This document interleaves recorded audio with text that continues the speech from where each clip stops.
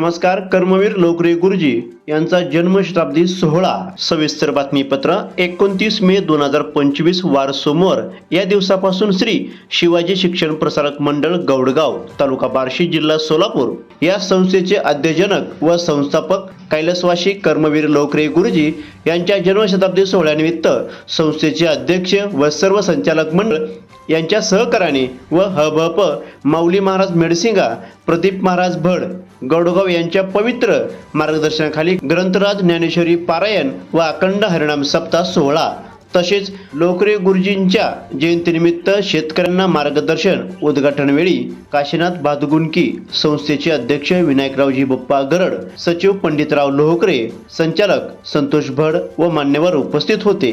तसेच 5/10/2025 वार रविवार सांगता दिवस या दिवशी मल्टीपर्पज आदर्श न्यू इंग्लिश स्कूल मधील विद्यार्थ्यांनी भव्य अशी रॅली काढण्यात आली. यामध्ये वेगवेगळ्या प्रकारचे सांस्कृतिक डान्स, टाळ मृदुंगाच्या वाद्यामध्ये भव्य मिरवणूक काढण्यात आली. यामध्ये शाळेतील शिक्षक शिक्षिका उपस्थित होत्या. रॅली झाल्यानंतर काल्याचे कीर्तन झाले आणि महाप्रसादाचे आयोजन केले होते. तसेच या कार्यक्रमामध्ये रक्तदान शिबिरही आयोजित केले होते. प्रतिनिधी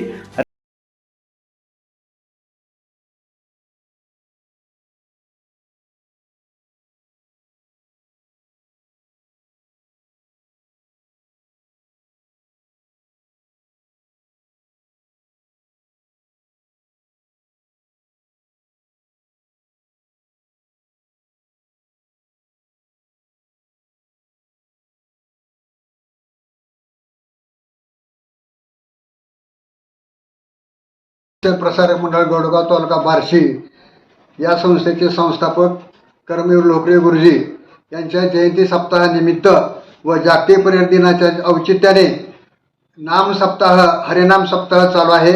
ह्या सप्ताहामध्ये श्री शिवाजी शिक्षण प्रसारक मंडळाचे अध्यक्ष विनायकराव गरड यांच्या मार्गदर्शनाखाली शेतकरी बंधूंना फळबाग, सोयाबीन, ज्वारी, हुरडा तसेच काही नगदी पिके व आधुनिक तंत्रज्ञान तसेच शेळीपालन, कुक्कुटपालन, मत्स्यपालन, संकरित गोपालन अशा शेतीपूरक अशा विषयावर मार्गदर्शन करण्याचे आयोजित केलेले आहे.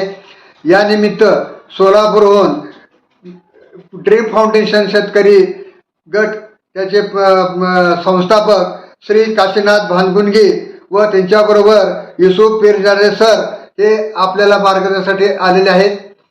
या ठिकाणी आणि शेतकरी आणि संस्थेतील शेतीशाळा, क्रॉप सायन्स इत्यादी 11वी 12वीतील विद्यार्थी आणि ग्रामस्थ त्याचप्रमाणे संस्थेचे संचालक मंडळ या ठिकाणी उपस्थित आहे. आणि त्यानिमित्तानं या ठिकाणी सर्वांना आधुनिक तंत्रज्ञान देण्याचा या ठिकाणी मार्गदर्शन करण्याचा कार्यक्रम आयोजित केलेला आहे. तो संपन्न होत आहे. त्यामुळे परिसरातील शेतकऱ्यासाठी त्याचं योगदान होणार आहे. AI हे नवीन तंत्रज्ञान निघणार आहे. त्या AI तंत्रज्ञानाचं ज्ञान सर्वसामान्य शेतकऱ्यापर्यंत, विद्यार्थ्यापर्यंत जावं आणि त्याचा आपल्या शेतीमध्ये उपयोग करावा आणि त्यातून अधिकाधिक उत्पन्न काढण्यासाठी प्रयत्न करावा. शेतकरी सुधारला तर गाव सुधारेल, गाव सुधारला तर देश सुधारेल आणि देश सुधारला तर जगामध्ये ते विश्व निर्मिती करण्याचं, विश्वगुरू होण्याचा निर्मिती होईल. यासाठी आमचा संस्थेचा प्रयत्न चालू आहे. तरी सर्वांच्या सहकार्याने आम्ही हा कार्यक्रम संपन्न करीत आहोत.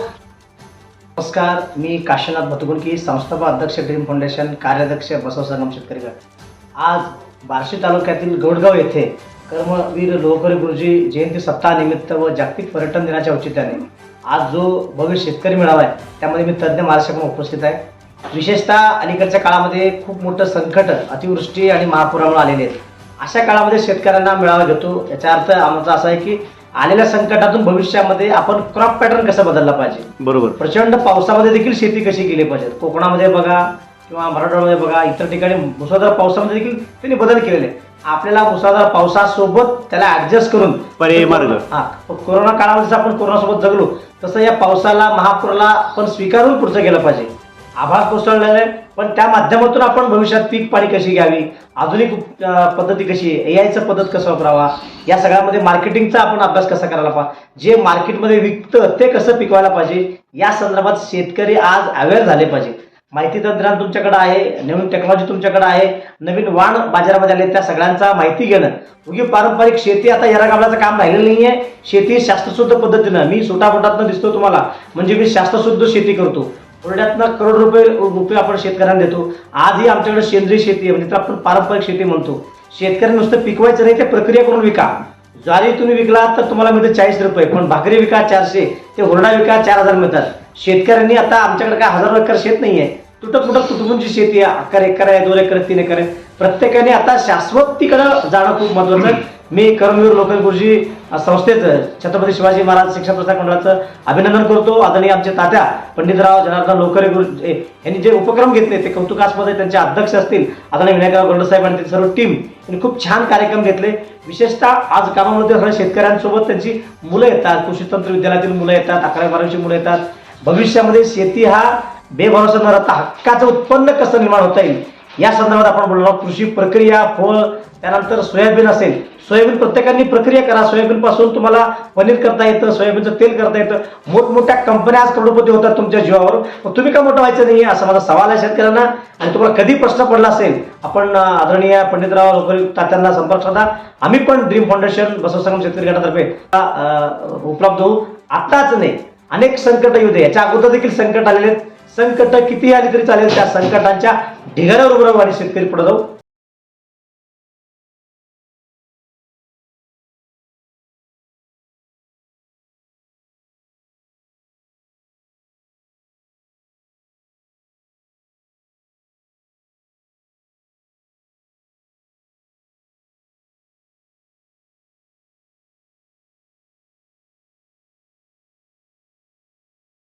शेतकरी मेळाव्याचे आयोजन केलेले आहे.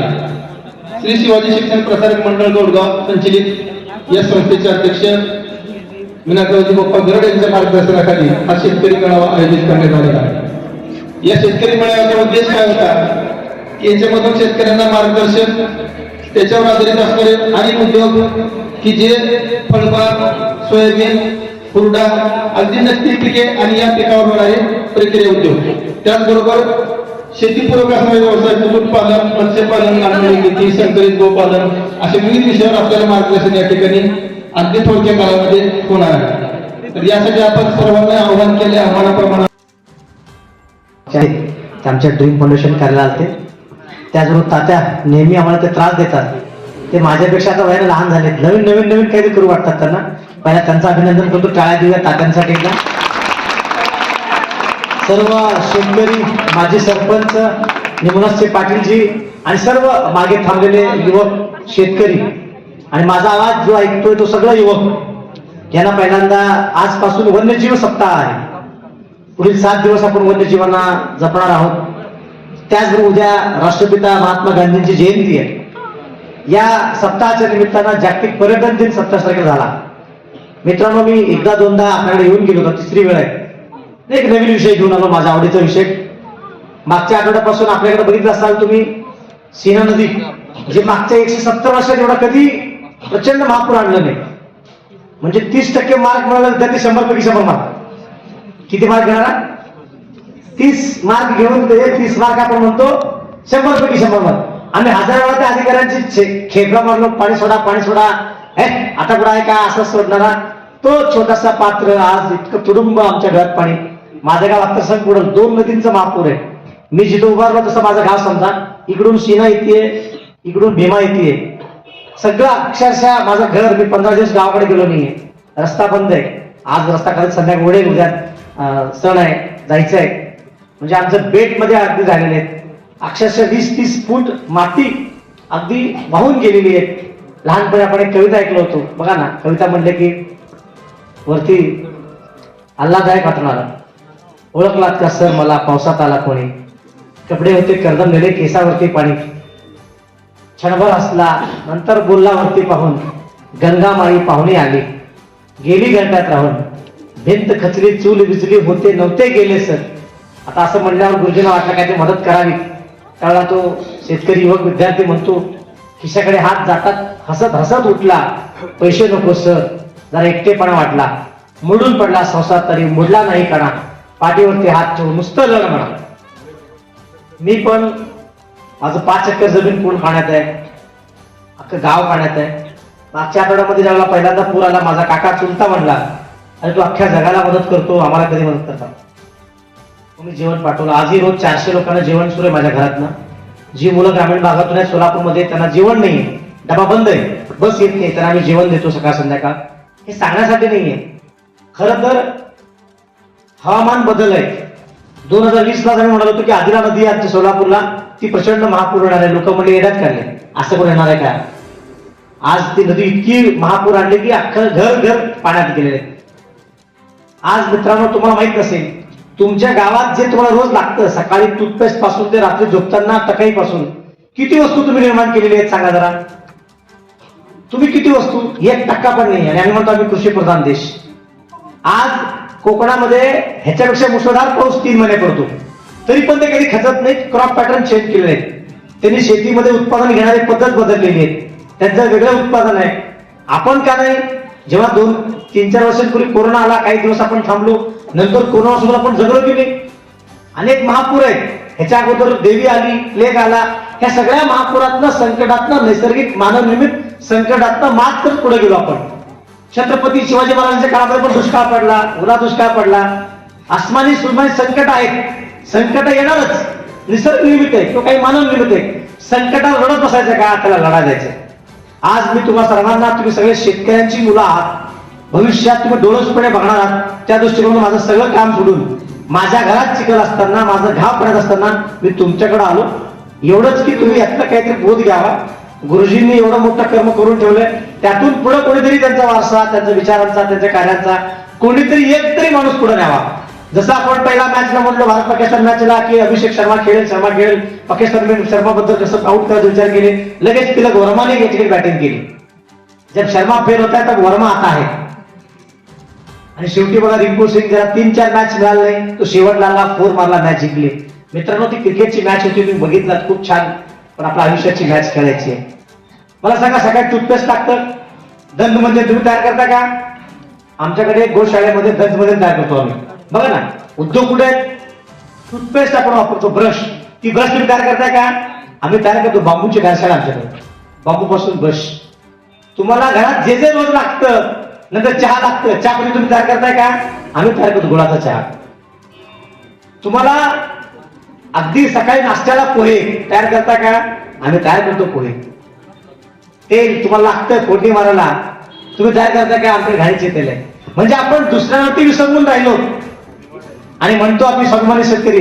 लाज वाटल्या पाहिजे आम्हाला, आम्ही काहीच नाही. सर, आमच्या मुलांना माहित पण नाही भुईमुग कुठं उगवतं, सोयाबीन किती उगवतं, काय आहे शेतात माहित पण नाही. मित्रांनो, नो डाऊट तुम्ही IAS व्हा, IPS व्हा, डॉक्टर व्हा, इंजिनियर व्हा, अधिकारी व्हा, इंजिनियर व्हा, पण शेवटी माणूस व्हा ना. बघा ना, अशी गाडी घेऊन जाणारी पोरं काय देशात भर करणार आहेत? सॅलाचं फोडायचं, पार रणायचं, काय फाय करणार आहेत? बघा ना, आमच्या आसपास काय चाललं लक्षात आहे? हे महापूर, हे दुष्काळ कशामुळे पडतं? असे नालायक पोरं आमच्या आसपास आहेत. बापाचं ऐकत नाही, आईचं ऐकत नाही, म्हणून हे सगळं चाललेलं आहे. निसर्ग तुम्ही कोपत नाहीये, तुम्ही झाडं तोडलेली आहेत, तुम्ही निसर्गाला चॅलेंज केलंय, म्हणून ते चॅलेंज करणार की नाही? आज आमच्याकडे सोनुरीच नावाची भाषेची कंपनी आहे. किती लोकांनी घरामध्ये शुद्ध पाण्याचं फिल्टर करावं? हा 15-20 रुपयाला देतो, 20 रुपयाला, तुम्हाला होलसेल 10 रुपये. आणि 1 रुपयाला आपल्याला पाणी तयार होतं. आपण तयार नाही करत, सगळं विकतच पाहिजे आम्हाला. मी तुम्हाला आज जे प्रकाश टाकणार आहे, जे ऐकून तुम्हाला थोडं प्रकाश वाटलं, तुमचं दुपारी जेवण केलं असं गुमकी आली, चला मी म्हणेन आज मी माझं सगळं सोडून इथं आलो, काहीतरी माझा फायदा झाला, मुलाचा फायदा झाला. नाहीतर इथं आलो, ऐकलो, एंटरटेनमेंट केला, ऐकलो, गेलो, चला आपला आहे की पेपर. परीक्षा की जिंदगी जब खत्म होती है तो जिंदगी परीक्षा सुरू होती है. माझ्या भावाने 2-3 महिन्यापूर्वी भात लावला आमच्या शेतामध्ये. गावातील लोकांनी चेष्टा केली, एक त्याला पाजणार होते पण ते येऊ शकले नाही पाण्यामुळं. हे भात लावला येण्या म्हणला, इकडच्या भागात तुला भात येतं का? तुम्हाला आश्चर्य वाटेल, सगळं पाण्यात आहे, वरचा पूर्ण भात माझं पाण्यात आहे. आता भातात पाण्याला काही होत नाही. तुम्हाला येणारी काळाची पावलं जर माहित नसतील, बघा ना, पूर्वी आपल्याला CET होती, नंतर नीटची परीक्षा आली, आमची मुलं स्वीकारली. मग जागतिक लेवलच्या नीटची महाराष्ट्र लेवलला आम्ही खेळलो. UPSCचा पॅटर्न चेंज झाला, 10वीचा सिलेबस बदलला. अरे बदलला, स्वीकार करायला पाहिजे की नाही? हे मी म्हणत नाहीये, भगवद्गीतेमध्ये म्हणाले काला एक तस्मै नवा परिवर्तन संसार का नियम आहे. सकाळी कार्यक्रम होता, कोणी आलं नाही, ठीक आहे, कलेक्टर तिकडे गेले, त्यांनी बोलवले की कृषी अधिकाऱ्यांना, कृषी अधीक्षक तिकडे गेले. कृषी विज्ञान केंद्राचे आता पंचनामे सुरू आहे. कधी कधी ज्यांचा आपण क्रिकेट ठेवतो, बॉलर बॅट्समन टिकत नाही, नवीन खेळाडू असतो, मी तर आहे ना तुमच्याकडं. लहानपणी पिक्चर बघितला तुम्ही घातक, त्यात एक वाक्य होतं, डायलॉग. काय वाक्य आहे काशीनाथ बद्दल? एक अकेला काशी काफी आहे. काय डायलॉग होता? काय होता डायलॉग? मोठ्याने बोला काय? अरे तुम्ही शेतकरी मेळावा घातला आणि त्यामध्ये माझं नाव घातलं, बस ना मी काशीनाथ आलो, बस अजून कोणाला पाहिजे? जे आले ते मावळे, जे गेले ते कावळे. बरोबर की नाही? टाळ्या तर पाहिजे भे. भगवंत नगरी बार्शी म्हणतो आपण, ज्वारीचा कोठार आपण म्हणतो. ज्वारी पिकवा, तुम्हाला 40-50 रुपये किलो उत्पादन खर्च येतो. आणि ती ज्वारी विकलात तर तुम्हाला 40 रुपये म्हणजे उत्पादन खर्च पण निघत नाही. म्हणजे नोटा घालून चिल्लर गोळा करायचं, नोटा घालायचं चिल्लर गोळा करायचं. काय नोटा घालायचं चिल्लर, काय फायदा आहे का? नोटा एक तर चिल्लर, अगदी खिशा भरून चिल्लर. काय आणणार आहे? चिल्लर आणलं. असं शेतकऱ्यांचा हात चाललाय. मी म्हणतो भाकरी विका. आता मी आणली भाकरी मुद्दा म्हणून, तात्यामध्ये कशाला दाखवतो मार्केटिंग. अरे आपण आपला ब्रँडचं मार्केटिंग करायचं नाही तर आमचा बाप करेल का? गेल्या बाप लहान आहे तो, नाही करणार तो, नाही करणार. तुम्हालाच करावं लागेल. बरोबर आहे की नाही? इथं पेप्सी पिता, स्टिंग पिता, स्टिंग एनर्जी. ज्या नेऊन त्या एनर्जीच्या पोर होत नाहीत पिल्यावर नंतर. जे खातील त्यांना टेस्ट बिबीस करावं लागेल. हे बघा, हे मी स्पष्ट बोलतो, कोणाचा बापाला घालत नाही. ऐक चालू समोर लाईव्ह. हे बघा ही भाकरी, हे बघा तुम्ही ज्वारी विकलात तर 40 रुपये मिळते. किती रुपये मिळतं? ह्याच्या प्रक्रिया करा, भाकरी विका. 40 तर 400 मिळाले. किती मिळाले? हे माझी बहीण बाई, 40 मोठा का 400 मोठं? मोठ्याने बोला, 40 मोठा 400 मोठं? पण भाकरी विका. भाकरीऐवजी ती ज्वारी कच्ची असताना विका, हुरडा 4000 मिळतो. 40 मोठं 400 मोठं की 4000 मोठं? काय पिकलं पाहिजे? काय पिकवलं पाहिजे? अरे 1981 माझा जन्म झाला. एक पोतं ज्वारी होती, 1 तोळा सोनं यायचं. चला आज 1 तोळा सोनं रेट काय? आणि ज्वारीचं रेट काय? अरे ते हरामखोर लोक जे नाव ठेवतात ना, त्याला जाऊन विचारा. अरे आमच्या वेळेला आजोबा सांगत होते, पाटील साहेब 1 तोळा सोनं पाहिजे, 1 पोतं ज्वारी द्या. विचारलं भिक्षक म्हणून त्यांना, हे रेट असं काय झालं? 1 GB डेटा येत होता. कितीला? 250 रुपयाला. आणि आता काय? 250 रुपयाला 250 GB येऊ लागलंय. आता समोसा आमचं जो रेट होतं बदललाय. तुम्हाला काय खायचंय? डेटा खायचंय का भाकरी खायची आहे? आता हे आलंय तर बघितलं मी, कृत्रिम बुद्धिमत्ता. म्हणजे तुम्हाला काय कसं कृत्रिम बुद्धिमत्ता करेल, म्हणजे तुमचं सगळ्यांचं ब्रेन काय करणार आम्ही? ताब्यात ठेवणार, मेंदू ताब्यात ठेवणार. तसे राजकीय लोक सगळ्यात कार्यकर्ते ताब्यातच ठेवलेले आहेत. मग भविष्यात काहीतरी केलं पाहिजे की नाही? हॅलो हॅलो, केलं पाहिजे की नाही? आपण पण परिवर्तन केलं पाहिजे की नाही? पूर्वी 100 दिवस पाऊस पडत होता, आता 10 दिवस पडतो पाऊस. म्हणजे बघा, तुमची पण परीक्षा असते. किती दिवस असते परीक्षा? मार्च मध्ये. किती दिवस? 8 दिवस. वर्षभर रट्टा मारायचा आणि 8 दिवसात आपण सगळं बोलायचं, करा करा करा करा करा करा करा करा करायचं. आणि जी पोरं काही येत नाही समजा 8 दिवसात ढ का येत नाही, 1 नंबर आला 90%. आज 90% विचार की त्याला मराठीला पैकीच्या पैकी, आणि विचारा जरा मराठी मधलं साहित्य विचारा, माहित नाही. इतिहासाला पैकीच्या पैकी तर विचारा, प्राचीन मध्ययुगीन आधुनिक इतिहास काय, माहित नाही. भूगोलाला पैकीच्या पैकी मार्क विचारा, किती क्षेत्र भारताचं सांगा. बायोडायव्हर्सिटी म्हणजे काय, माहित नाही. फक्त कागदपत्री. काय कागदपत्री? Operation success, patient dead. आमच्या गावात आता मी भावाला फोन केला, अजून सरकार पोहोचलं नाहीये. आणि हे बोंबलतात, आम्ही हे केली ते केली. अरे तू हरामखोर, तू आमचं नोकर आहेस, जायला पाहिजे गावात. तू पहिला गाव सोडायचं नाही म्हणून सांगितलं, कोणी गेलं नाहीये. ऑफिस मध्ये बसून काम करतात, तरी तुम्ही का बसलो की नाही? का तुम्हाला माहित नाही कोणाला विचारायचं? शेतकरी व्हायचं ना तुम्हाला, हे सहन करावं लागेल. आणि ताई नो, एक आमची ताई आहे, ती दूध तयार करते, म्हणजे दूध काढते, तिथं पनीर तयार करते. हे प्रक्रिया विचार करा ना. मला सांगा माझ्या भावानो, उद्या आमच्या गावात जे लागणार रोज ते आपण तयार करू लागलो. कणेरी मध्ये आमच्या शेजारी मी परवा जाऊन आलो मागच्या आठवड्यामध्ये. 1000 गावापैकी 100 गाव स्वयंपूर्ण. ते म्हणजे मोबाईल सुद्धा आम्ही स्वतंत्र रेंज देऊ, स्वतंत्र तयार करू. 100 गाव. त्या गावातले 1 लाख लोक एक पण वस्तू बाहेरचे घेणार नाही. चहा पत्ते पण येणार नाही, आणि अंडरवेअर पण आमचा तयार करू, आमच्याकडे बनियन तयार करू, सगळं आम्ही तयार करू. तुमचं काहीच घेणार नाही आम्ही. याला म्हणतात स्वयंपूर्ण. उद्या गांधी जयंती आहे. काय म्हणतं गांधी संदेश? खेड्याकडे चला. काय म्हणतं? आमची पोरं 10वी झालं निघाले कुठं कॉलेज वही फिरवले निघाले आणि त्याचा फोन करतात अरे किती वेळा गेला 11वी 12वी कुठं लातूर पेटून ते नेऊन शेती लाख रुपये हजार काढून भरला मग 11वी 12वी झाल्यावर सायन्स मग ते नीटला पण नीट मार्क पडत नाही जेईला पण मार्क पडत नाही मग बीएससी सायन्स करतं पोरग आणि ग्रॅज्युएशन झालं जिल्हा सोडूनच जातं आता त्या ट्रम्प तात्याचं अभिनंदन तुम्ही 80 लाख रुपये 90 लाख रुपये केलात इथनं नोकरी करायचं अमेरिकेत जाऊन 98 लाख भरायला पाहिजे किती लाख अमेरिकेमध्ये जाऊन तुम्हाला नोकरी करायचं असेल अगोदर 98 लाख भरायचं वर्षाला मग झेक मारा तिथं उद्या इथं आपल्या गावात मी कोणीतरी आलो समजा मी कंपनी काढलो सरपंच नियम केला पाहिजे माझ्या गावात व्यापार करणार आहे 10 लाख भर मी येणार आहे का सांगा बघू मला 1 लाख होईल नको रे बाबा साहेब तुमचं तुम्ही करून घ्या म्हणजे आमच्या गावात तुम्ही येऊ नका तुमची गरज नाही आमची लोक तयार आहेत मग भारतात परत येतील आज मला सांगा त्या IT वाल्यांना कंपनीवाल्यांना 1 कोटी पगार आहे अरे कशाला पगार 1 कोटी तुला खरं 1 कोटी पगार त्या शेतकऱ्याला पाहिजे जे दिवसभर पावसामध्ये उन्हामध्ये चिखलामध्ये राब राबतो त्याला कोटी पगार पाहिजे का नको तुमच्या बापाला माझ्या बापाला 1 कोटी पगार मिळाला आम्ही पण कसं येऊ रे हेलिकॉप्टर येऊ की नाही डा डा डा डा डा डा डा डा डा डा येऊ की नाही अरे डोक्यात घुसतं का तुम्ही नाला घरामपूर कोणाला 1 कोटी देतात आणि इंजिनियर काय तेव्हा लावला तो इंजिनियर म्हणजे काय आहे ते लावला तो इंजिनियर आता ह्याच्यामध्ये इंजिनिअरिंग केलं म्हणजे काय केलं बाटलीचा कलर बदलला काय इंजिनिअरिंग केलं इथं करून दाखव ना आता पाऊस पडलाय सोयाबीन चाललंय असं काही इंजिनिअरिंग करून दाखव की सोयाबीन पण आला पाहिजे आहे का कोणाला इंजिनिअरिंग आता बघा ना सावली लावलेली आहे असं जर आपण सावली पॉली हाऊस शेडने करून शेती केलो थोडं उत्पादन वाढेल आपण करत नाही परवडत नाही साहेब इथं मंडप 8 दिवस मारला की किती बिल येतात आता 50,000 60,000 40,000 रोज मंडप ठेवा बघू नाही परवडत मग शेती कशी परवडणार आपल्याला म्हणतो शेती बेभरोसाची आहे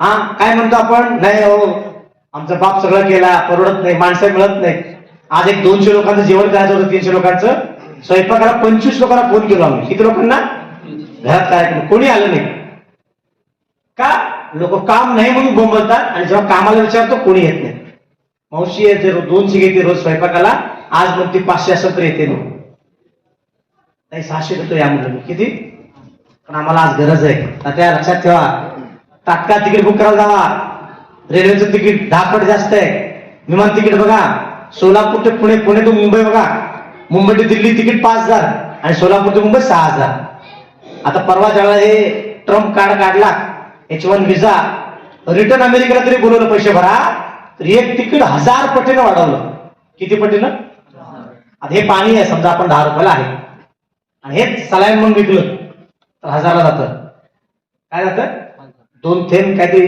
टाकलं शुगर साखर लिक्विड त्या सलाईन झालं 1000 रुपये किंमत झाली किती किंमत झाली आणि हे सलाईन करून विकणारे लोक आहेत माझ्या भावाला तुम्हाला शेतकरी व्हायचं ना तर तुम्हाला बघा ना माझा हात घाण होईल पाय घाण होईल नाही काही उद्याचं तुमचं भविष्य आहे कर्मवीर लोकशाही गुरुजींच्या जयंतीच्या निमित्तानं एक संकल्प करायचा आहे आज बघा ना रमेश घोलप नावाचा आमच्या या तालुक्यातला एक शेतकऱ्यांचा मुलगा जेव्हा IAS झाला आपल्या गावात पूर आलाय पाऊस पडलाय 5 लाखाची निधी दिली हो 5 लाखांची किती किती आमच्या लोकांनी असे तळमळ आली किती लोकांनी आपली कोठाला दिली माझ्या सगळ्यांना विनंती आहे तुम्हा सगळ्यांना मी जे तो सांगतो लक्षात येतो ना येतो की नाही 120% पाऊस पडलाय सोलापूर हा दुष्काळग्रस्त म्हणजे 300 मिलीमीटर पाऊस पडतो ऍव्हरेज 250 वर्षाला 3 महिने 4 महिन्याला आणि एकदा जर 300-400 मिलीमीटर पाऊस पडला सिनेचं पात्र आहे 20,000 क्युसेक्स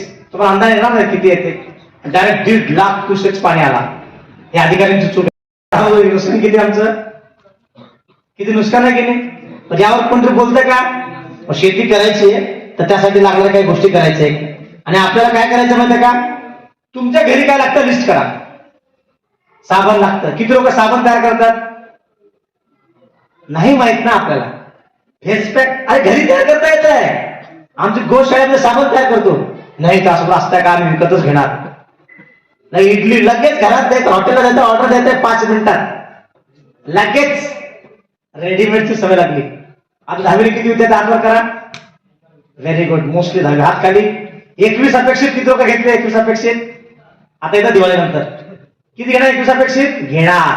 नवनीतचं गाईड किती लोकांनी घेतलंय? व्हेरी गुड, प्रामाणिक आहात तुम्ही. गाईड पेक्षा आमच्या काळात 10वीला असताना 1996 ला आमचे त्यावेळेला गुरुजी होते, आमचे सर होते, एक पुस्तक 21 वेळा वाचा म्हणायचे. किती वेळा? 1 2 नाही 21 वेळा काशी घालते तर म्हणायचे. 21 वेळा. किती वेळा? गाईड घेतलं की हाणायचे मला, गाईड वापरू नका बे, गाईडची भाषा वेगळी तुला कळत नाही, आमची मराठी वेगळी.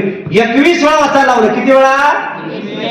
तुम्ही एक वेळा तर वाचला का? नाही, लगेच गाईड पाहिजे. उत्तर, माझी आई निबंध लिहायचंय. दुष्काळग्रस्त शेतकऱ्याचे मनोगत, पूरग्रस्त शेतकऱ्याचे मनोगत पेपरला येतं, तेच लिहितात. मी एक पूरग्रस्त आहे, असं माझं गाव आहे, पाणी अचानक आलं, हे नाही. अरे तुम्ही स्वतः जर पूरग्रस्त असाल तर काय केलं असता हे मनोगत व्यक्त पाहिजे. हे लिहिता का आपण? ते दुसऱ्यांनी लिहिलेलं आपण वाचतो. एक आमच्याकडे एक अधिकारी होता, त्याने त्याचं मनोगत सांगितलं. मी 10वीला होतो, मला कॉपी करायला एवढंच माहित होतं, मी कधी अभ्यास केला नाही. समोरचा पुढचा लिहित होता पेपर, तेच मी लिहिलो. आणि आमच्या सर येऊन मागे धापकन मारले. म्हणजे का मारले? अबे रोल नंबर तर तुझं लिहिला कॉपी, रोल नंबर तुझं लिही, नाव तर तुझं घाल पेपरला. पूर्वी नाव असायचं आणि तो अधिकारी झाला आज. काय करायचं? म्हणजे मला काय म्हणायचं माहितीये का? 5 नंतर 6, 6 नंतर 7 असं चालेल का? बदल करावा लागेल. करावं लागेल की नाही? करावं लागेल की नाही? हा, ऊस आपल्याकडे आहे, खरं लाज वाटली पाहिजे ऊस पिकवतो म्हणून आपण म्हणायला. ऊस हे आपलं पीक नाहीये. एका गरीब घरामध्ये गेलो, त्याने म्हटलं आम्हाला नाश्त्याला काहीच नाही हो, आमच्या घरात पोहेच नाही हो, एकदम गरीब आहे. त्या समोरच्या माणसाला दया आली, साहेबांनी त्यांना 100-200 रुपये दिले आणि जाताना काय नाश्ता ते घेऊन या म्हणले. त्याने काजू बदाम पिस्ता सगळं घेऊन आले. काय घेऊन आले? तेवढा आम्ही लय गरीब आहे, आम्हाला पोहे परवडत नाही, आम्ही काजू बदाम खातो. हे म्हणजे 100 रुपये दिले म्हणजे काय? बघा, आई घरामध्ये दूध नाही म्हणून एकदम गरिबीत संसार करतीये. तिचाच मुलगा रोज 2दा स्टिंग पितो. स्टिंग कसं लिटर बघा, दूध कसं लिटर बघा. मग गरज काय? कोणी आपल्या मुलाला म्हणत नाही करू नका म्हणून, म्हणता का सर? मग तुम्ही शेतकऱ्यांची मुलं आहे, आता अजून 10वी गेली नाही आपली. असं हृदयात हात द्या जरा, इथं हात द्या, आजकडे बघा. टाक टाक टाक टाक. संकट आलं. हॅलो हॅलो, तुम्ही संकट आला आपल्या आसपास. बघा तुम्ही काय काय बघितलं. कोरोना बघितला, संकट, महापूर बघितला. तुम्ही पुढच्या पिढीला काय सांगणार? बाळा आम्ही 10वीला होतो त्यावेळेला महापूर आलता, त्यावेळेला अतिवृष्टी झाली, प्यायला पाणी नव्हतं आमच्याकडे, आता भरपूर पाणी झालंय. आता काय करायचं? शांत बसून विचार करा. मी ज्या गोष्टी स्वीकारू शकतो ते स्वीकारला पाहिजे. स्वीकारला पाहिजे की नाही? समजा आता मुसळधार पाऊस पडला, कार्यक्रम चालेल का? हा. मग जी गोष्ट बदलू शकत नाही ते स्वीकारायला लागेल की नाही? आता मग विद्यापीठाची परीक्षा पुढे ढकलली, 24ला होणार होते, पुढे ढकलले. मागच्या आठवड्यामध्ये रविवारी एमपीएससी परीक्षा होती, मुलं हॉलचं तिकीट घेऊन गेले पेपरला. संध्याकाळी कळलं पेपर पुढच्या 8 नोव्हेंबरला होणार आहे. 24 तारखेला पेपर आहे तुमचा, 28 तारखेला, आणि होणार आहे 8 नोव्हेंबर.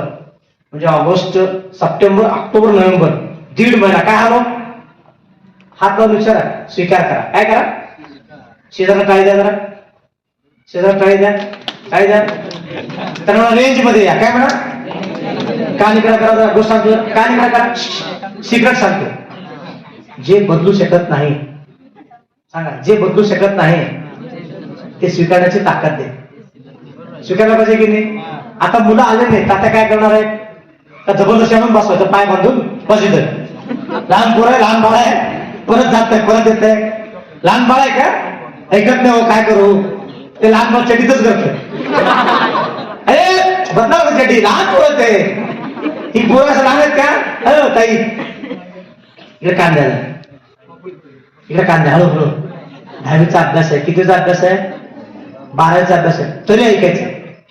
तुम्ही तुमच्या घरी जाऊन सांगायचं, बाबा ते काशनाथ दादा आलते, त्यांनी सांगितलं की ज्वारी विकायचं नाही, भाकरी करून द्यायचं. तुमची आई भाकरी करेल. समजा 100 भाकरी करेल, मला फोन करायचा, 400 पाठवून देईल, घेऊन जाईन मी. अहो एवढं आहे ना, करा ना. मी मागच्या वर्षी जानेवारीमध्ये भाकरी स्पर्धा घेतलो. कुठली स्पर्धा घेतलो? आणि त्यावेळेला म्हणलो रोज 1 लाख भाकरी घेईन, 1 लाख भाकरी घेईन. सगळं चेष्टा केली. काय केले? येड्या म्हणजे काशा, 1 लाख भाकरी कुठे घेईल का? साहेब मी करत गेलो गावात गेलो इकडे गेलो तिकडे गेलो आणि लोकांनी खरंच 500 महिला तयार झाल्या. रोज 200 भाकरी एक महिला करू लागल्या. किती झाले? 500 महिला 200 किती झाले? 1 लाख. किती लाख? आणि दुर्दैवानं काही आंदोलन झाली, मराठा आंदोलन. मला लगेच फोन, मला 25,000 भाकरी पाहिजे. किती मिनिटात देता? 2 मिनिटात. किती मिनिटात? समोरचा फोन बंद केला. त्याला वाटलं चेष्टा करत आहे. परत फोन मिस केलो. अहो साहेब मी 1 मिनिटात देईन हो. काय म्हणलं मी? अहो चेष्टा करायला का म्हणत? अहो मी 1 मिनिटात देईन म्हणलं मी. नाही हो, 3 दिवस झालो आम्ही फिरालो, आम्हाला कोणी 100 भाकरी जाणार नाही. तुम्ही असं म्हणता हो, माझ्या स्टॉक आहे म्हणलं मी. 1 लाखाचा स्टॉक आहे म्हणलो. लगेच फोटो पाठवलो 1 मिनिटात. आता बघा दुर्दैवानं पाऊस आला. दुर्दैव आहे. आणि अनेक संस्थांचे फोन आले मला, भाकरी पाहिजे. काल म्हणून मी क्लास घेणारा, शाळा करणारा, कॉलेज करणारा, UPSC शिकवणारा. माझा नंबर काय सेव्ह झाला? भाकरीवाला. आणि लगेच फोन केले अगदी कलेक्टर पासून IAS पासून राम रेड्डी काशी तेरे पास रोटी कितना है सर? 1.5 लाख स्टॉक है. 1.5 लाख. किती आहे? आमची ताई 100 भाकरी करते. किती भाकरी? आणि म्हणते 1 लाख केलं. 1 लाख का? 1000 महिला काम करतात. किती महिला? दुर्दैवानं पाऊस झाला. दुर्दैव होऊ नये एवढा अतृष्टी, पण रोज 1 लाख भाकरी विकायला. किती लाख? गुणिले 4 करा. किती झाले? आले की नाही एका दिवसाला? मग 20 दिवस सुरू आहे. मला नको आहे, शेतकऱ्यांना मिळू द्या. झाला की नाही उद्योग? आता उद्या 5 तारखेला पुरणपोळीची लागते आमच्याकडे. पुरणपोळी काय लागते? पुरणपोळी माहिती ना? पिठा उघड्या करायचं. आणि आमच्याकडे सवाष्णी जेवण असते. 25,000 महिला बसतात. 25,000 महिला. आणि तिथं स्वामीजींना जेवण असतं. 1 लाख पुरणपोळी पाहिजे. किती पोळी? 1 लाख. आता आमच्या स्वामीजींना म्हटलं साहेब मी तुम्हाला 4 तासामध्ये 50,000 पुरणपोळी देईन. किती? स्वामी शास्त्र येडा आहे म्हणजे असं वाचताय का? किती तासात? किती पुरणपोळी? येडा म्हणले काय तर काय. मी म्हणलं साहेब मी एक स्पर्धा घेणार आहे म्हणले. कुठली स्पर्धा? पुरणपोळी बनवण्याची स्पर्धा. कुठली स्पर्धा? मोफत प्रवेश. आणि जे प्रवेश घेतील त्याला 300 बक्षीस. आणि ज्यांनी 1 नंबर येईल, चांगलं पुरणपोळी, जास्त पुरणपोळी, त्यांना पहिलं बक्षीस 11,000, दुसरं बक्षीस 7,000, तिसरं बक्षीस 5,000, तिसरं बक्षीस 3,000. आता 100 लोकांची नोंदणी झाली. किती लोकांची? आता शनिवार परत 200 लोकांची नोंदणी होईल. किती लोकांची? गॅस आमचा, चूल आमचं, हे आमचं, पीठ आमचं, डाळ आमचं, तेल आमचं. फक्त तुम्ही पोळपाट आणायचं, लाटायचं, 2 तास लाटायचं. जे जास्त करतील 11,000 रुपये घेऊन जायचे. किती? 200 महिला गुणिले 100 किती झाले? 2 2 तासात असे 3 स्लॉट होणार आहेत. किती हजार म्हटले मी पुरणपोळी. आणि परत दुसऱ्या तिसऱ्या आठवड्यामध्ये आम्ही त्या नागोरसोदच्या बमलिंगेश्वर मठामधनं आम्ही सांगणार पुरणपोळी ब्रँड करणार. 2 पुरणपोळी तूप 50 रुपयाला. कितीला? किती रुपयाला? बाहेर 50ला 1 मिळत, आम्ही 2 विकणार. एकावर एक फ्री. आम्ही पण डीमार्टचा आहे. ड्रीम आमच्याकडे डीमार्ट आहे. अरे शेती करणं येण्या गमलाचं काम नाही आहे. शेती करणं असं हे नाही आहे. शेती पण सुटापुटात केली पाहिजे. कसं केली पाहिजे? उद्या तुमचं 10वीचा पेपर आहे, तुम्ही लुंगी मारून चाललात. लुंगी डान्स. काय होईल रे? काय होईल? अन्न सोडतील का?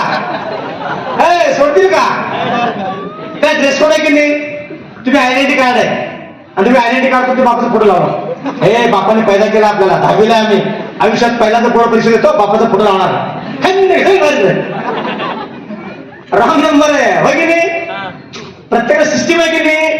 शेती पण एक सिस्टीम आहे. हळू कान इकडे. शेती पण येऱ्या गाबळाचं काम. शेती पण करोडपती होऊन तो डीमार्ट पुढे आला. अंबानी मुख्या पुढे आला. मुख्या त्याने गेला खड्याकडे. विराट कोहली बघा पैसा कमाला हराम करतो. तो म्हणतो तिकडं इथं राजकारण बरोबर नाहीये, इथं माझी मुलगी सुरक्षित नाही, लंडनला राहील. साले विजय मल्ल्यासोबत दारू प्यायला गेला. तू नाव ठेवतो आमच्या देशाला. हीच लोक आहेत जे देशात लुटले तिथे जाऊन राहतात. बघा इथं कमवले पैसे ते जाऊन राहतात. ह्याला का शेतकरी तळमळ आहे की नाही? एक तरी नेता मदत केला का तुम्हाला? केलं का सांगा बघू? एक तर अभिनेता मदत केला का? शाहरुख खान, छटी में खान केलं का? सांगा बघू. सांगा खरं मदत केला का तुम्हाला? केलं का? आणि तुम्ही त्याचा पिक्चर हे बघ रे बाहुबली बघ. हे तिकीट मी काढतो बघ रे. हा आपल्या बापाची पिंडच आहे. अरे तुमच्या बापाचा पिक्चर रोज आहे. या बांधावर त्या बांधावर रोज आपलं क्रिकेट खेळतो. काल बघा त्या आमच्या मुलींनी श्रीलंकेसोबत मॅच जिंकली. क्रिकेटमध्ये श्रीलंकेसोबत मॅच जिंकली आमच्या महिला संघ. ताई तुम्हाला तुमच्या आयुष्याची कसोटी करायची. मी जे सांगतो डोक्यात येतोय. हॅलो डोक्यात येतो. आपण एक खेळ खेळूया नेहमीचा. उजवा वरती करा. श्वास जोरात घ्या. हे हळू हळू पुढे आहे. आता मी 1 2 3 म्हणेन. 3 म्हणून थांबलो. वरती हवेत पंच मारायचा आणि जोरात मारायचं. यस काय म्हणायचं. जोरात काय म्हणायचं. वरतीच मारायचं. दुसऱ्यांच्या डोक्याला लागलं मी जिम्मेदार नाही. रेडी सगळे. हा 1 बघा मुलींचा आवाज जास्त की मुलांचा. 1 2 3 एकच जोरात काय. जोरात जोरात जोरात जोरात जोरात. नवरात्राला 9 दिवस आमच्या ताई उपवास करणार. आई उपवास करणार आणि देवीला चालत जाणार. नो डाऊट इथंच देवी आहे आमची. मी पण श्रद्धा माझ्या घरात पण आईकडे पडली आहे, बहिणीकडे पडली आहे. मी माझ्या देवाला पण मानतो. सगळं देव भाव तिथे मनी नाही भाव देवा मला भावच नाही. आता बघा ना 9 दिवस 9 प्रकारच्या रंगाच्या साड्या. अरे दुकानदार लुबाडतो रे. आणि आमच्या साई ज्यांच्याकडे साड्या नाहीत 9 प्रकारचे काय करायचं. चालेल का होत चालेल का. आता ड्रेस कोड काय केलं शाळेमध्ये. 1 कलर 1 विचार 1 आणि ते मोठ्या लोकांनी केले ते आमच्यासाठी आपण पण करतो. माझ्या सगळ्यांना विनंती आहे 5 गोष्टी लक्षात ठेवा. पहिल्यांदा कोणत्या क्षेत्रात संधी आहे ते पीक घेऊयात. पीक ह्यांनी सोयाबीन लावलं मी पण सोयाबीन. ह्यांनी ड्रॅगन फ्रूट मी पण ड्रॅगन. त्यांनी लावलं तिकडं मी पण ऊस. त्यांनी लावलं ते ड्रॅगन फ्रूट मी पण. त्यांनी द्राक्षे मी पण द्राक्षे. असं नका करू ना. माझ्या शेतामध्ये बघा ऍपल पण 140 प्रकारचे आहे. मी अगोदर केलं म्हणून तुमच्याशी बोलालो. मी जर केलं नसतो तर मी आलो नसतो. बघा आधी केले मग सांगितले. मग मला सांगा तुमचं एक सांगतो तुम्हाला. आमच्याकडे एक मशरूम शेती आहे. केशर शेती आहे. कधी ऐकलं का मशरूम शेती. 2 फूट बाय 2 फूट मध्ये होते. केशर शेती ऐकलं का. समजा इथं एक लोखंडी अँगल आहे. 1 2 3 4 5. आता आम्ही 5 मजली शेती सुरू केली. किती मजली. रिपीट करतो परत. हे पाईप आहे. असं शेतात पाईप मारायचं. शेडनेट मारायचं. एवढं शेडनेट एवढ्या समजा 10,000 स्क्वेअर फूट जागा आहे. एवढ्यामध्ये 10 लाख रुपये उत्पन्न मिळतं. किती लाख. खाली काय लावायचं. वर काय लावायचं. वेलवर्गीय फळवर्गीय भाजीवर्गीय. 5 मजली शेती होतीये. किती मजली. आमचं 1 मजला करायला आमचं दर मजला गेलाय. आता सरकार 8,500 देणार म्हणे. किती हजार. आणि जायला यायला 10,000 खर्च. किती खर्च आणि किती उत्पन्न मिळणार. 8,500. मी म्हणलो आमच्या बापाला नावू नको म्हणलो. रिटर्न नाही कलेक्टरला म्हणलो. अजिबात घेऊ नको कोणाची भीक. उलट मीच 10 लाख रुपये देतो सरकारला म्हणलो. आम्ही 10 लाखांची मदत केलो शेतकऱ्यांना. किती लाखांची. किती लाखांची. आमच्याकडे नव्हते पण गरज आहे आमच्या शेतकऱ्यांना देणार. आज बघा ना या सगळ्या संकट काळामध्ये कोण धावून आला. तो अमेझॉन धावून आला नाही. तो स्विगीवर धावून आला नाही. तुमच्या आमच्या शेजारचे लोक धावून आले की नाही. कोणी धान्य दिले, कोणी कपडे दिले, कोणी आसरा दिला, कोणी मंदिर दिलं, कोणी आसपास धर्मशाळा दिली. आपलीच लोक आपल्या मदत करणार आहेत. आता बघा ना दिवाळी बोनस सुरू झाली. आपण मागवतो मोबाईल मागवतो इलेक्ट्रिक मागवतो अमेझॉन. त्या हराम करून कधी 1 रुपये दिला का आम्हाला. 8 कोटी रुपये खर्च करतो आपण. 8 कोटी रुपये अमेझॉन वरती. अमेझॉन इकडे देणगी दिली का तुमच्या देवीच्या मंडळाला. मग शेतकऱ्यांनी जागा करायचं. जे पिकत रिपीट जे पिकत रिपीट जे पिकत तेच उगवलं पाहिजे. आपण काय करतो माहिती काय. जे उगवत ते पिकतच नाही आपण. आज बघा नवरात्र आहे. साबुदाणा. साबुदाणा फॅक्टरी आहे का आपल्याकडं. अरे देवीचं मंदिर आहे. बगर लागतं. बगरची फॅक्टरी पाहिजे आपल्याकडं. साबुदाणा फॅक्टरी पाहिजे. तुम्हाला माहिती का आम्ही उपवासात थाळी सुरू केलो. कुठली थाळी. पुण्यामध्ये उपवासाची थाळी. अक्षरशः लाईन लागली राहो. लोकांकडे पैसा आहे खायला. लोकांना पाहिजे उपास थाळी. बगर असेल थालीपीठ असेल काय लागेल ते दिलो. ताई जे मागणी ना ते सप्लाय करा. जे मागणी ते सप्लाय करा. पहिला जे विकतं ते पिकवायला शिका. रिपीट काय. तुम्ही तुमच्या घरात सांगा. आता 10वीचा पेपर आहे आणि तुम्ही मला 10वी महत्वाचं नाही आहे. नीट जेई महत्वाची आहे. बाबा 10वीला मी कॅन्सल करतो. मी 12वीचा अभ्यास करतो. काय म्हणेल सांगा बघू. हो सरपंच एक होईल का सांगा. एक होईल का. जे पिकतं. आता दुसरं जे विकायचं प्रक्रिया करून विकायचं. Repeat with me. जे विकायचं प्रक्रिया करून. दलाला शेतामध्ये येऊ द्यायचं. रिपीट. दलाला शेतामध्ये येऊ द्यायचं. आपला दलाल खातो, सोयाबीन घेऊन जातो, साखर सोळा घेऊन जातो, शेंगदाणे घेऊन जातो, आणि तो दरवर्षी 50 लाखाचा ट्रायली घेतो, ट्रॅक्टर घेतो, कार मध्ये येतो. तो कार मध्ये कशामध्ये? तो आमचा माल न्यायला दलाल कार मध्ये येतो. आम्ही नुसतं चालत जातो, रिक्षात जातो, टेम्पोत जातो आणि रिकामा येतो. लाज वाटली पाहिजे आपल्याला. कान इकडं द्या, कान इकडं द्या. आम्ही पण कारने जाणार, मग आम्ही पण कारने जाणार, पट्टी घ्यायला विमानाने जाणार. मागच्या आठवड्यामध्ये सोमवारी संध्याकाळी मी दिल्लीला गेलो विमानानं. 11:01 दिल्लीला गेलो. रात्री पोहोचलो. सकाळी भारत मंडपमध्ये कार्यक्रम होता. 4000 उद्योजक होते. सांगितलं भाकरी कशी, चटणी कशी, घाणा तेल कसं. नंतर दिवसभर माझे सगळे IAS विद्यार्थी दिल्लीमध्ये होते. एका विद्यार्थ्याला भेटा 2 तास लागतात. मी सगळ्यांना फोन केलो, तुम्हीच खाली यायचं, तुम्हीच खाली यायचं, तुम्हीच खाली यायचं. कारण मी तुमच्या ऑफिसला आलो की 2 तास लागतो. ते पास काढा, ID काढा, तुम्हीच खाली यायचं. पत्र दिलो बाहेर, पत्र दिलो बाहेर. माझा 8-9 मीटिंग झाले. 3ला परत बाहेर पडलो. विमान होती माझी. बोर्डिंग पास काढला. 5 मिनिट लेट झाली. पोलीस ओळखीचे निघाला. विमान बसलो. संध्याकाळी 6 वाजता पुण्यामध्ये आलो. 7ला कार्यक्रमात. लोक म्हणले दिल्लीला गेलो नाही, खोटं सांगितलं आहे. अरे मी 24 तासामध्ये नाही, 22 तासामध्ये Solapur to Pune, Pune to Delhi, Delhi to Pune, Pune to परत पुणे, पुढे सोलापूर आलो 22 तासात. येताना मी पण टेंबून थांबलो. रात्री 3 वाजले. झोपून यावं म्हणून लक्झरी मध्ये बसलो होतो. आणि ड्रायव्हर म्हणला सर आगे छोड नाही रहा. काय झालं? तिथं भरपूर लांबोटीला पाणी आलंय, सेना नदी भरलेली आहे. मग मी तिथं उतरलो. कार्यक्रम इथे होता. 4 किलोमीटर चाललो. रात्री दूधवाल्याला फोन केला. त्याला माहित नाही मला जायचं बाबा मग सोलापूरला. कुठं सोडतो? साहेब मी मोडलीला सोडतो. तिथून कुठं सोडतो? साहेब मी शेटपळला सोडतो. साहेब मी मोहोळला सोडतो. असं करत करत 2-3 तासांनी मी शेवटी लांबोटीला आलो. कोणी सोडत तयार नाही. SP-लाच फोन केलो. SP साहेब मैं आहे काशी. अरे अरे छोड उसको. चालत आलो मी ब्रिज मधनं. तिथनं सोलापूर आलो 10 वाजता. 11 वाजता सिंगड कॉलेज कार्यक्रम होता. तिथं गेस्ट हाऊसला आराम करून मी 11 वाजता स्टेजवर. मी जर म्हणलो असतो महापुराला थांबायचं असतं, जायचं नाही. संकट येतात, संकटांना संधी म्हणा. का निघला द्या?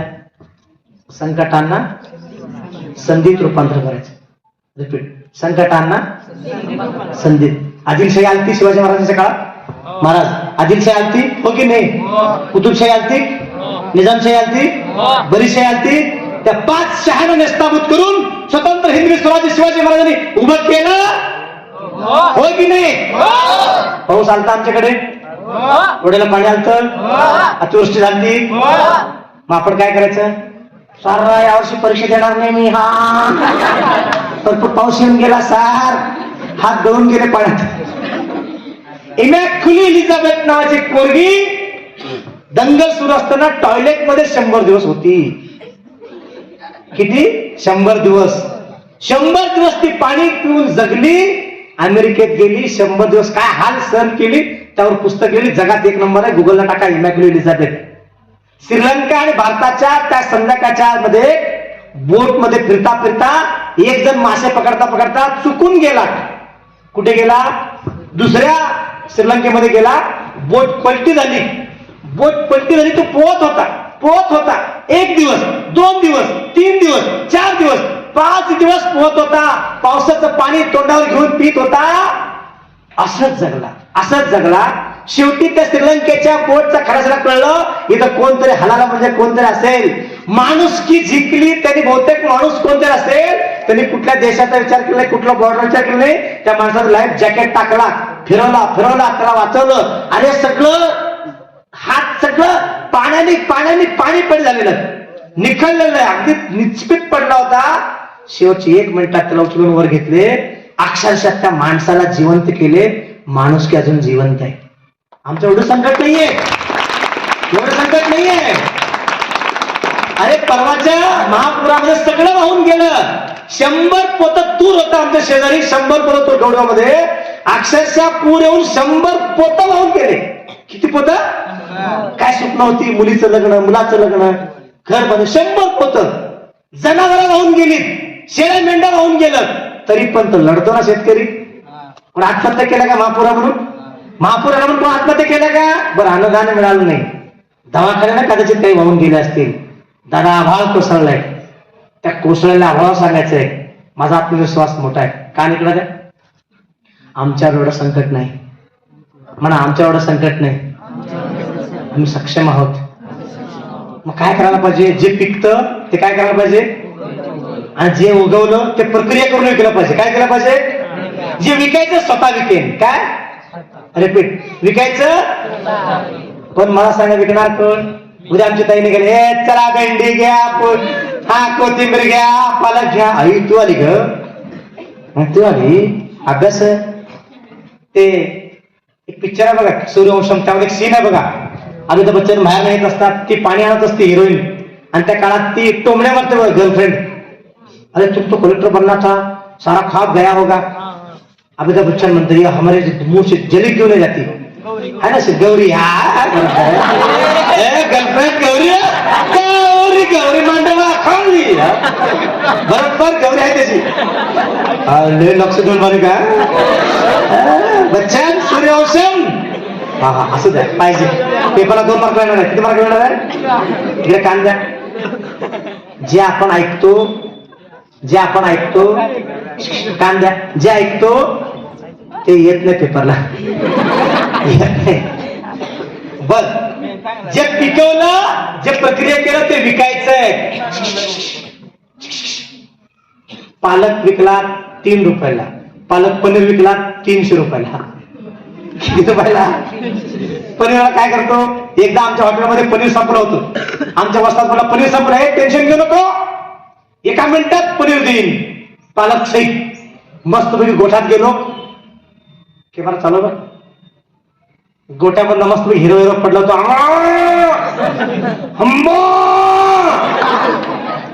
लगेच घेतलं पनीर म्हणून घातला, पालक. अरे गोट्यातल्या म्हशीचं शेण देखील पनीर म्हणून विकतात लोक. ते लादी देखील तुमच्याकडं, लादी घोड्याचं लादी देखील त्या चटणीमध्ये घालतात रे. कुठे लिहून बसला तुम्ही सर? किती भेसळ आहे, सगळीकडे भेसळ आहे, दूध भेसळ आहे, सगळं भेसळ आहे. एकच खरं आहे, इकडे बघा, आई वडिलांचं प्रेम. आई वडिलांचं प्रेम त्याला कुठला ब्रँड लागत नाही. पुढे म्हणलो की आमच्या गौरव मधला आई वडिलांचं प्रेम ब्रँडेड आहे. असं आहे का?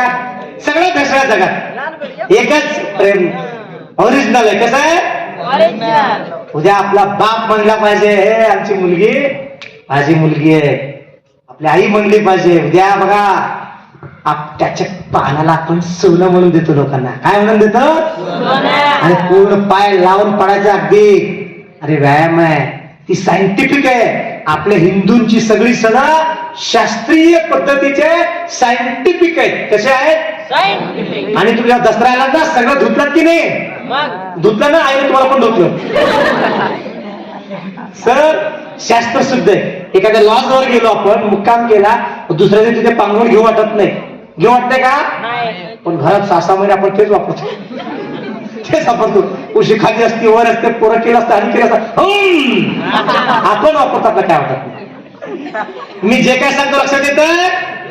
आणि जे आपण विकतो ब्रँड करून विकायचं. काय करून विकायचं? रिपीट, काय करून विकायचं? ब्रँडला व्हॅल्यू आहे. Brand brand. आज आम्ही असं सोलापूर ब्रँड करतोय. 51 वस्तू आहे आमच्याकडं. एक साऊथ इंडियन पिक्चर होता बघा, साऊथ इंडियन चित्रपट, एक तेलाचा ब्रँड होता बघा, तेलाचा ब्रँड. त्या तेलाचा ब्रँड तो हिरो, अरे इसको तेल हमको बेच दो. नाही नाही, हम नाही बेचेंगे. आता असं झालंय, सोलापूर चादर जाऊन बघा, चादर संपलेली आहे, टॉवेल संपलेली आहे साहेब. पूर्वी तेल घालायचं संपले. आता तुम्हाला इथे कुंतलीला गेलात, काय प्रसिद्ध आहे? पेढा. ब्रँड आहे, घेतले की पैसे होतात. उजनीला गेलात, काय ब्रँड आहे? मग आपण काय ब्रँड? सोलापूर या मावा. ब्रँडच्या काय ब्रँड करावा, काय ब्रँड करावा सर, काय ब्रँड करावा? आता गौडगावला यावा, ब्रँड आहे. काय ब्रँड आहे? काय ब्रँड आहे? केले की नाही काहीतरी? का उगी येणार का केलं का? एकदा गुरुजींसाठी टाळा दिले. Brand brand. पुष्पा काय साला ब्रँड आहे. मी माझ्या पुण्यातल्या मित्रांना सांगत होतो, माझा व्हिजिटिंग कार्ड घेऊन जावा, पुण्यातल्या कुठल्याही हॉटेलला जावा, तुम्हाला जेवण मिळेल. नाही मिळालं मला विचारा. माझे सोलापुरात सर आहेत, हे फक्त व्हिजिटिंग कार्ड देणं. तो कुठल्याही दुकानात जावा, काय पण उधार घ्या, फक्त ब्रँड आहे ब्रँड. हे ब्रँड त्याला 27 वर्ष लागले. किती वर्ष? किती वर्ष? अजून 72 वर्ष करेन. आज बघा छत्रपती शिवाजी महाराज काय आहेत? ब्रँड आहे. शिवाजी एक 3 अक्षरी मंत्र आहे, उलट करा काय होतं? जीवाशी. छत्रपती शिवाजी महाराज काय आपले? ब्रँड आहे. मग त्या ब्रँडनं दारू विकायचं का माल विकत तुम्ही ठरवा. शेती माल विकायचं तुम्ही ठरवा. नाहीतर आज महाराजांच्या नावाने राजगडला दारूची दुकान आहेत, आपल्याला चांगला विकायचं. पहिलं जे पिकतं ते, जे विकतं ते पिकवायचं, जे पिकवायचं प्रक्रिया करून विकायचं. तिसरं स्वतः विकायचं. चौथं काय करायचं? ब्रँड. मोठ्याने बोला, काय करायचं? श्री शिवाजी प्रसारक मंडळ दोडगाव, तालुका बार्शी, जिल्हा सोलापूर या संस्थेचे अध्यक्षजनक व संस्थापक कर्मवीर लोकरे गुरुजी यांच्या जन्मशती सोहळ्यानिमित्त संस्थेचे अध्यक्ष व संचालक मंडळीच्या सहकार्याने व हरिभक्त पावले महाराज मेडशिंगा, प्रदीप महाराज दोडगाव यांच्या पवित्र मार्गठाली हा ग्रंथराज ज्ञानेश्वरी पारायण वाकण हरिनाम सप्ताह सोहळा या ठिकाणी संपन्न होत आहे. मी पंडित जनार्दन लोकरे या सर्वांना स्वागत करतो आणि आमच्या या अखंड हरिनाम सप्ताहातील सेवेबद्दल या ठिकाणी आमची सेवा दिनांक 29/9/25 पासून हरिभक्त पारायण सुभाष महाराज गुंडगिरी कात्री, मंगळवार 30/9/25 रोजी हरिभक्त पारायण अभिमन्यू गाडगे महाराज फणेश्वर, 1/10/25 हरिभक्त महाराज कृष्णा महाराज झरेगावकर, गुरुवार दिनांक 2 पासून हरिभक्त पारायण धर्मराज काका महाराज सामनगावकर, शुक्रवार दिनांक 3/10/25 पासून मध्ये वैभव महाराज कानेगावकर, शनिवार 4/10/25 हरिभक्त अभिमान्यू भोसले, रविवार 5/10/25 कालेज कीर्तन हरिभक्त पारायण श्री माऊली महाराज पाटील मेडशिंगा यांचे झाले आहे. या ठिकाणी मीराबाई भजनी मंडळ दोडगाव, संत मुक्ताबाई भजनी मंडळ दोडगाव, संत जनाबाई महिला भजनी मंडळ धाराशिव, अनुसया महिला मंडळ चिलवडी, संत मीराबाई भजनी मंडळ दोडगाव हा भजनी मंडळाचा कार्यक्रम या ठिकाणी संपन्न झाला. या कार्यक्रमासाठी दोडगाव व परिसरातील तालुक्यातील धाराशिव सोलापूर जिल्ह्यातील सर्व भक्तगण हजर होते. या ठिकाणी सर्व वारकरी संप्रदायातील मेडशिंगा रावसाहेब पाटील या संस्थेतील सर्व वारकरी वृंद मुलं या ठिकाणी हजर होते.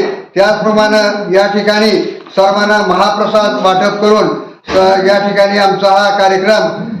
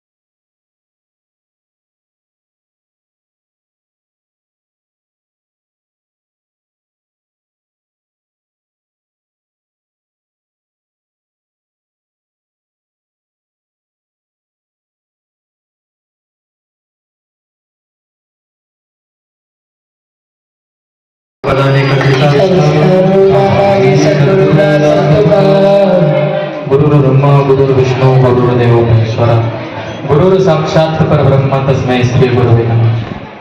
जयांचे केलिया स्मरण होय सकळ विद्यांचे अधिकरण तेची वंदू प्रथम चरणी नतमस्तक. वैराग्याचे महामेरू ज्ञानियांची माऊली ज्ञानोपारायांच्या चरणावरती नतमस्तक. त्यांच्या चरणावरती नतमस्तक. या महाराष्ट्राला पावन करून गेलेल्या सर्व संतांच्या चरण आणि या गौडगाव भूमीला कर्मभूमी बनवून या भूमीचा उद्धार करून गेलेले आणि ज्यांच्या जन्म सोहळ्यानिमित्त आपण अखंड विना सप्ताह साजरा करतो आणि ज्यांचा आज जन्मदिवस आहे असे सर्वांचे आदरणीय भगवंताच्या मुखातील बोल सांगणारा, त्यांच्या भक्तांना, वारकऱ्यांना, सर्व मनुष्य प्राण्यांना उपदेश करणारा असा हा अभंग आज या कीर्तनरूपी सेवेसाठी निवडलेला आहे. त्या अभंगामध्ये जगद्गुरु तुकोबारायांनी भगवंताच्या मुखातले बोल सांगताना सांगितलेला आहे की तो भगवंत, तो कृष्ण, तो माधव काय म्हणतो, तर तुम्ही सगळेजण काय करा, तर तुम्ही सगळेजण माझ्याकडे या, माझ्याकडे या. पण कसे या, तर तुमच्या इच्छेने, तुमच्या आवडीने, तुमच्या सवडीने, आणि तुम्हाला वाटतं तसं माझ्याकडे या. आणि माझ्याकडे आल्यानंतर मी काय करेन, तर मी तुम्हाला देईन. फक्त देतो असं सांगतो का हो, तर नाही. तर तो कसं देईन म्हणतो, तर पोट भरून देईन म्हणतो. पण ते पोट भरून खायला येताना काय करा, तर हळूहळू या. कोणी कोणाशी बोलू नका, गोंधळ घालू नका, गडबड करू नका, आणि शांततेत असं माझ्याकडे या, मी तुम्हाला पोट भरून खायला देईन. आणि या माझ्या देण्याला काय होईल, तर या संसारामध्ये आल्यानंतर हे मायारूपी जे जग आहे, त्या जगामध्ये, या संसारामध्ये, या भवसागरामध्ये गुरफटून जाऊन तुम्ही जे खराब असलेलं, खोटं असलेलं, आणि ज्याच्यामध्ये तुमचा घाटा आहे, नुकसान आहे, त्या कीर्तनाला साजेसा असणारा अभंग निवडणं आहे. मग अण्णाबाबा म्हणतील अभंग निवडायचं एवढं काय अवघड आहे, आज काल्याचा दिवस आहे, भगवंताच्या चरित्राचं वर्णन करणारा कुठला तर कालापर प्रकरणातील अभंग घ्यावा आणि त्याचं वर्णन करावं. बरोबर आहे महाराज. पण झालं काय, एकतर अनायसे आयत्या वेळी आलेली सेवा, खरं तर हरिभक्तपरायण माऊली महाराजांची सेवा होती, पण ती आली माझ्याकडं. पण ठीक आहे, काला त्या भगवंताचा, आमचा जो कृष्ण आहे, आमचा माधव आहे, त्याचं वर्णन करून त्याचं चरित्र सांगणं काही अवघड नाही महाराज. पण आज फक्त एका जनार्दनाचं चरित्र नाही सांगायचं महाराज. तो जनार्दन ज्याने गीतेमध्ये कर्म आणि योग या दोन्ही गोष्टी सांगितल्या, आणि आमचे हे जनार्दन त्यांनी या कर्माच्या आणि योगाच्या मार्गावर कसं चालायचं हे आम्हाला सांगितलं, आणि कर्मयोगी झाले असे आमचे गुरुजी. आमच्या गुरुजींचंही आज चरित्र मला सांगायचंय. आमच्या भगवंतानं, आमच्या कृष्णानं, माधवानं गीतेमध्ये सांगावं की कर्म हाच धर्म आहे, आणि तुम्ही काय करा, कर्मानुसार चाला. योग्यांची व्याख्या काय असते, योग काय असते, तो सांगावा गीतेमध्ये. आमच्या ज्ञानोबरायांनी ज्ञानेश्वरीच्या 3ऱ्या अध्यायामध्ये सांगितलेलं आहे कर्म म्हणजे, कर्मयोग म्हणजे काय, ते आमच्या भगवंतानं, आमच्या ज्ञानोबरायांनी सांगावं हे सगळ्यांना कळण्यासाठी. म्हणजे काय हो, आमच्या देवानं सांगितलं की हा काय आहे हो, हा मार्ग आहे, या मार्गाने तुम्ही चाला, या मार्गाने तुम्ही चालाल तर काय होईल, तर तुमचं आयुष्य सफल होईल. तुम्ही तुमच्या आयुष्यामध्ये ज्या गोष्टीसाठी जन्माला आला, हा मनुष्य देह ज्या गोष्टीसाठी तुम्हाला भेटला, ते काम, ते कर्म कसं करायचं, तर या वाटेनं करायचं. आणि आमच्या गुरुजींनी काय केलं, तर त्या भगवंताने सांगितलेल्या त्या वाटेवर चालायचं कसं, ते चालून आमच्या गुरुजींनी आम्हाला सांगितलेलं आहे. आणि हे त्यांचं चरित्र मला आज या अभंगामध्ये सांगायचं आहे. मग आता गुरुजींचं चरित्र सांगायचं, देवाचं चरित्र सांगायचं, दोघांची सांगड घालायची. दोघांची सांगड घालायची तर मग कसा अभंग निवडला पाहिजे, तर पहिला तर काला करत असता त्यांनी काय केलं, गुरुजींनी काय केलं, आयुष्यभर सगळ्या विद्यार्थ्यांसाठी, सगळ्या लोकांसाठी हे उपदेश केंद्र सुरू केलं. आपली शाळा, आपलं महाविद्यालय म्हणजे काय हो, पुढे आयुष्यामध्ये जाऊन कसं जगावं, कसं वागावं, चांगला माणूस कसा व्हावा, माणुसकी कशी जपावी, याचं उपदेश करणारं, याचं शिक्षण देणारं हे मंदिर आहे. आणि मग त्यांच्या चरित्राचा उल्लेख करताना जर कुठला अभंग घ्यायचा असेल तर तो उपदेश देणारा नक्कीच असला पाहिजे. पण या अभंगामध्ये जगद्गुरु तुकोबारायांनी काय सांगितलं, तर देवाच्या मुखातले शब्द सांगितलेले आहेत. माझी तेवढी पात्रता नाही, पण मी हिंमत करून बोलतो, या अभंगामध्ये जगद्गुरु तुकोबारायांनी फक्त देवाच्याच नाही तर आमच्या गुरुजींच्या मुखातले सुद्धा उपदेशाचे बोल या अभंगामध्ये सांगितलेले आहेत.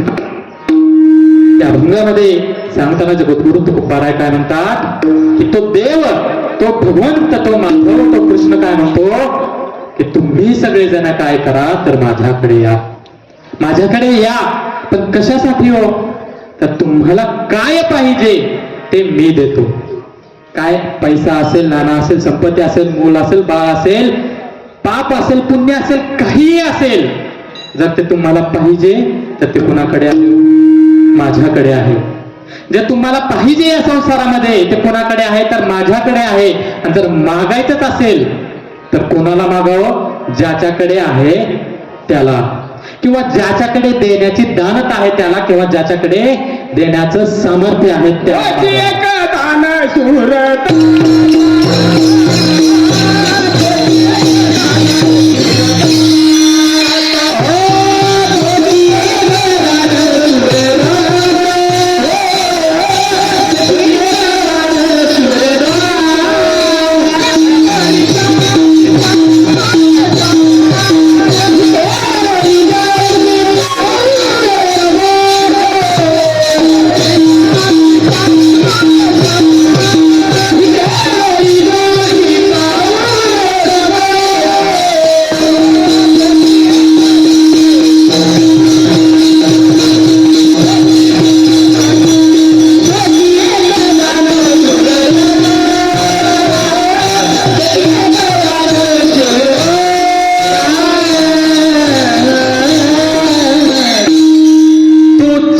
एक दान सोडदाता. बघा महाराज काय म्हणतात, तोची. इथं चचा सकारात्मक उच्चार केलेला आहे. तोची म्हणजे काय? तो एक दान सोडदाता म्हटलं नाही. तो म्हटले असते तर असे आणखीन भरपूर दान सोडदाते असते. पण महाराज काय म्हणतात, तोची म्हणजे तो एकच आहे. आपल्याला पाहिजे असणारी प्रत्येक गोष्ट त्याच्याकडे आहे, त्याच्याकडे देण्याची दानत आहे, त्याच्याकडे देण्याचं सामर्थ्य आहे, त्याच्याकडेच मागावं. असा कोण आहे तर तो आमचा पांडुरंग परमात्मा आहे. आमचे गुरुजी तसेच होते अण्णामामा. 4 आण्यापासून सुरुवात झालेली ही शाळा, ही संस्था आज कोट्यवधीची निर्माण होते. सामर्थ्य असल्याशिवाय होत नाही महाराज. वंचितांसाठी, या खेड्यातल्या, या गावामधल्या विद्यार्थ्यांसाठी एवढं मोठं वैभव निर्माण करावं, हे दानत असल्याशिवाय होत नाही महाराज. आणि एवढा मोठा संस्थेचा अधिकार आपल्या हातामध्ये असतानाही आपल्या संसाराला त्याचा 1 रुपयाही न खर्च करता फक्त आणि फक्त या समाजासाठी आयुष्य घालवावं. राहिल्या कीर्ती जगा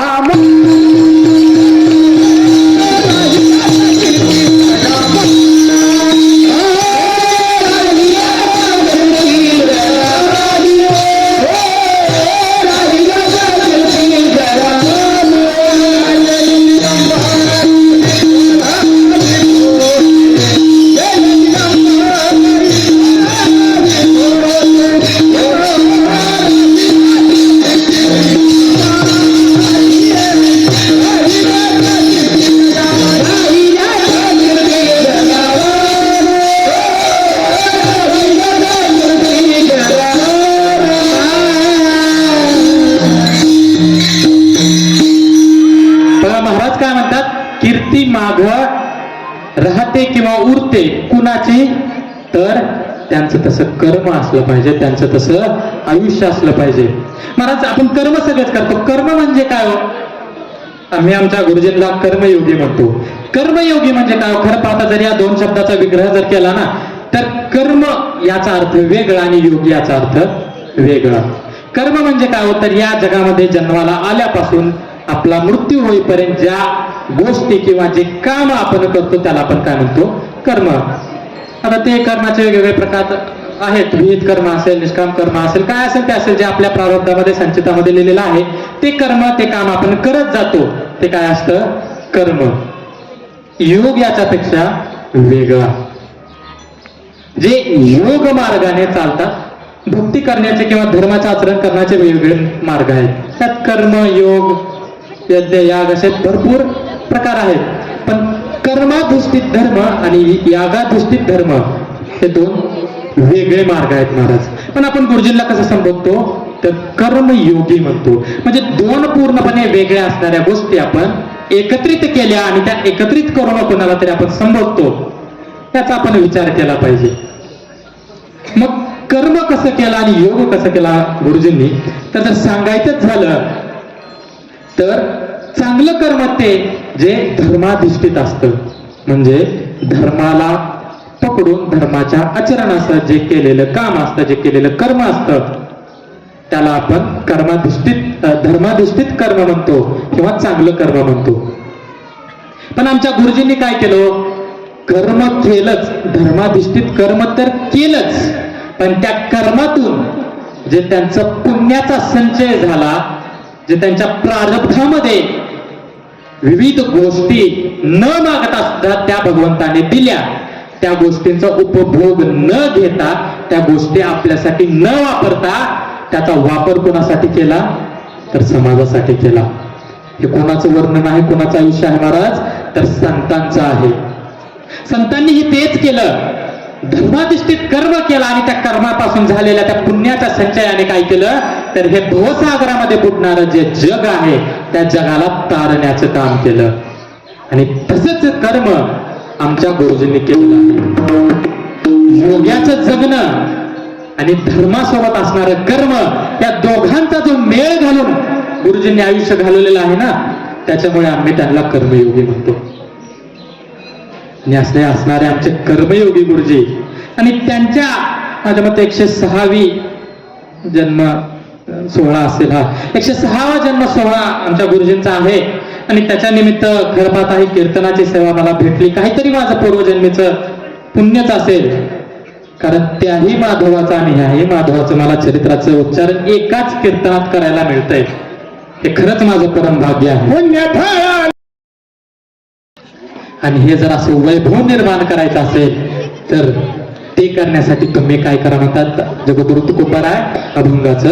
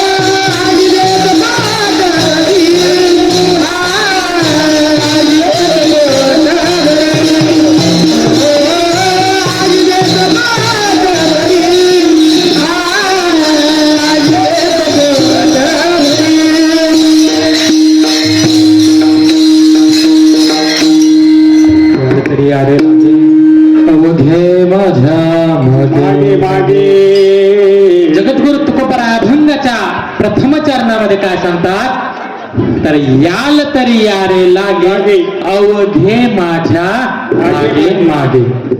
बघा साधं सरळ चरण आहे, पण या चरणामध्ये काय झालं आता मामा तर 4 कृती निर्माण झालं. काय झालं तो 4 कृती निर्माण झाल्या. कुठल्या कुठल्या? पहिली, याल तरी यारे लागे, यारे लागे. दुसरी, लागे यारे. तिसरी, अवघे यारे. आणि चौथी, माझ्या मागे मागे यारे. थोडक्यात वेळ आपल्याकडे कमी आहे, थोडक्यात त्या चारही कृतींना स्पर्श करून आपण चरित्राकडे जाणार आहोत. पहिली कृती आहे की याल तरी यारे. याल तरी यारे म्हणजे काय हो? तर देव काय म्हणतो, भगवंत काय म्हणतो, तर तुम्हाला माझ्याकडे यायचंय ना, या. पण कसं? याल तरी यारे म्हणजे तुमची इच्छा असेल तर या. बळजबरी आहे का? नाही नाही, यावंच लागते म्हटलं का? नाही आलं की शाळेत नाही आले काय म्हणतात मुलांना? शाळेत नाही आलं, शाळा बुडवली की काय होते दुसऱ्या दिवशी? छड्या. बरोबर. मग देवानं तर सांगितलं का माझ्याकडे नाही आले की दुसऱ्या दिवशी छड्या? तसं नाही. देव काय म्हणतो, जर तुमची इच्छा असेल, जर तुम्हाला वाटतं की तुम्ही माझ्याकडे यावं, तरच काय करा, माझ्याकडे या. बरोबर. मग असं येण्यानं खरंच चांगलं होईल का? होतं. जर गुरुजींचंच उदाहरण सांगायचं झालं, खरं तर आता गुरुजींचं चरित्र इतकं सुंदर आहे ना महाराज. अगदी कवळ्या वयात म्हणजे 4-5 महिन्याच्याही नसतील त्यावेळेस वडिलांचं देहांत होतं आणि आईनं वाढवावं आणि आईच्या पदराखाली वाढणारं ते पोर कर्मवीर भाऊराव पाटलांच्या हाताखाली जावं आणि त्या हाताखालून तावून सुलाखून निघणार हे पोर अगदी कोवळ्या 17-18 वर्षाच्या वयामध्ये एक शिक्षक म्हणून, एक पुढची पिढी घडवणारा व्यक्ती म्हणून बाहेर पडावं. आणि माझ्यामध्ये आपल्या भागात पहिल्यांदा कसबे तडवळ्याला गुरुजी आले. तिथून नंतर 1939 मध्ये या गौडगाव गावामध्ये गुरुजी आले. आणि या एक वेगळं गाव, कुठे या गावामध्ये त्यांचं कोण ओळखीचं होतं का? पाहुणा होता का? नाही. या अगदी परकं गाव, अगदी या परक्या गावामध्ये यावं एक शिक्षक म्हणून. 3री पर्यंत असणारी ही शाळा काळ स्वातंत्र्याच्या पूर्वीचा होता महाराज, ब्रिटिश राजवट. त्या ब्रिटिश राजवटीमध्ये सुद्धा माझ्या भागातला, माझ्या शाळेतला, माझ्या गावातला विद्यार्थी कुठेतरी मोठा व्हावा अशी जिद्द आकांक्षा बाळगून पुढे 3रीची शाळा 7वी पर्यंत करावी. 7वी पर्यंत शाळा झाली तर 8वीच्या पुढच्या वर्गांसाठी विद्यार्थी वाढावे म्हणून बोर्डिंग सुरू करावं. कुठल्या श्रीमंत घराण्यातले होते का गुरुजी?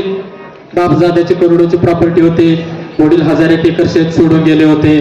नाही महाराज. अगदी तुमच्या आमच्या सारखेच गरिबीतून वरी आलेले, पण त्या गरिबीची जाण असणारे आमचे गुरुजी होते.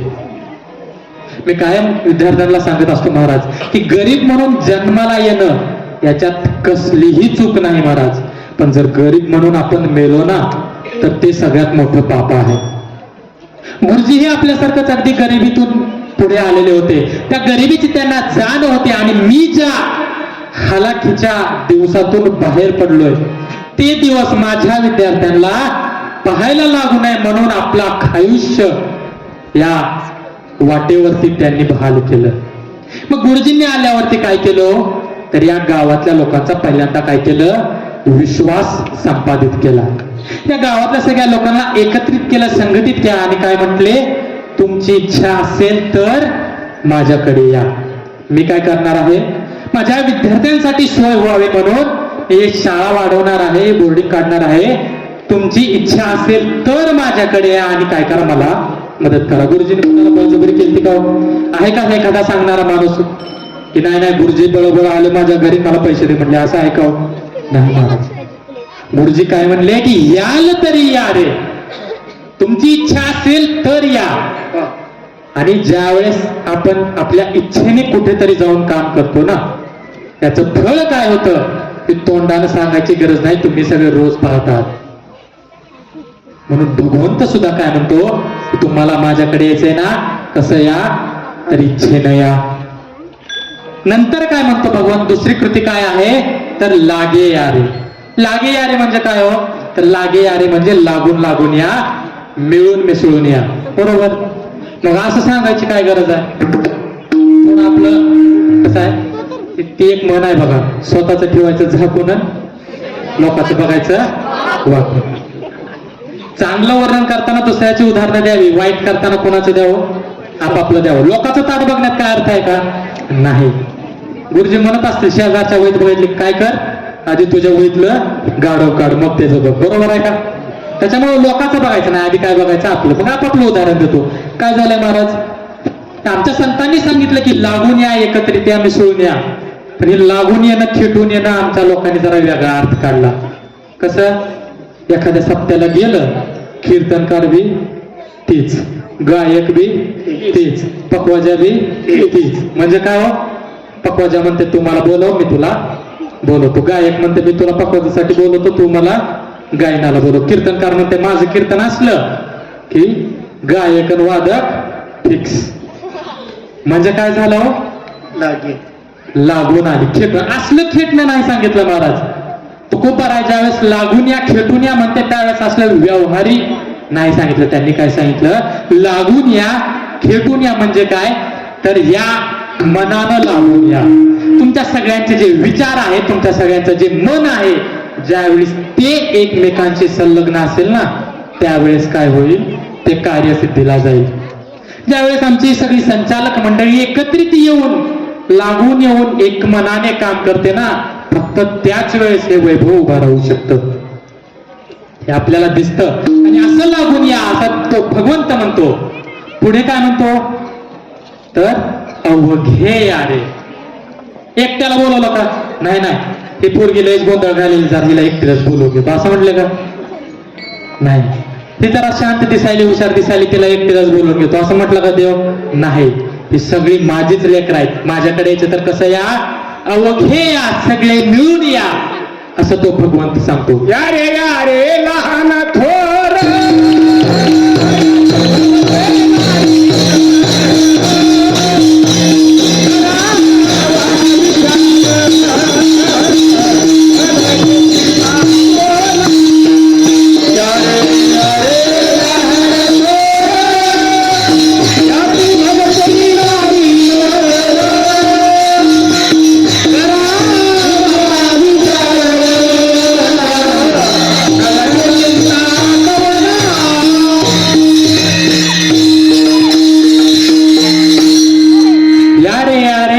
लहान थोर, याती भलती नारी नर. म्हणजे देवानं कुणाला बोलवलं? सगळ्यांना बोलवलं. कुठंही कसलाही भेदभाव न करता प्रत्येकाला काय केलं देवानं, तर आपल्याकडे बोलवलेलं आहे. बरोबर. अवघे सगळे घेतले आणि शेवटची कृती काय सांगितली, तर माझ्या ज्या वाटेने आमचा भगवंत गेला, ज्या वाटेने आमचे संत गेले, ज्या वाटेने आमचे गुरुजी गेले, त्या वाटेने ज्यावेळेस आम्ही जाऊ, त्यावेळेस काय होईल, तर आम्हाला पाहिजे असणार आम्हाला प्राप्त होईल. गुरुजींची वाट कशी होती हो? ती वाट बिकट होती, ती वाट अवघड होती, ती वाट कष्टाची होती. पण त्या वाटेच्या अंती असणार जे फळ होतं, ते फळ कसं आहे हो? अगदी सुंदर आहे. फक्त शाळा वाढून, फक्त बोर्डिंग करून गुरुजी थांबले का? नाही महाराज. तर या परिसरामध्ये असणाऱ्या प्रत्येक लोकांसाठी, प्रत्येक समाजासाठी, प्रत्येक वंचितांसाठी लागणारी प्रत्येक गोष्ट इथं गुरुजी निर्माण करून गेले. 1972चा दुष्काळ असू द्या, त्या दुष्काळामध्ये अवघड झालेली परिस्थिती आता मित्रांनो, सगळ्या लोकांना खाऊ पिऊ घालण्यासाठी धडपड करणारी व्यक्ती कोण होते, तर आमचे गुरुजी होते. गुरुजींनी फक्त शाळा मोठी केली का? नाही महाराज. या भागामध्ये लागणाऱ्या प्रत्येकाच्या व्यक्तीच्या ज्या गरजा आहेत, मग ते अन्न असो, वस्त्र असो, निवारा असो किंवा आरोग्याच्या सोयी सुविधा असो, त्या प्रत्येक गोष्टी पूर्ण करण्याचं काम कोणी केलंय, तर आमच्या गुरुजींनी केले. मी असंच ऐकलं होतं की त्या काळात म्हणजे 40 किलोमीटर या अंतरामध्ये एकही दवाखाना नव्हता. कुठं तर बार्शीला जावा, तुळजापूरला जावा, असं कधी जावं लागायचं.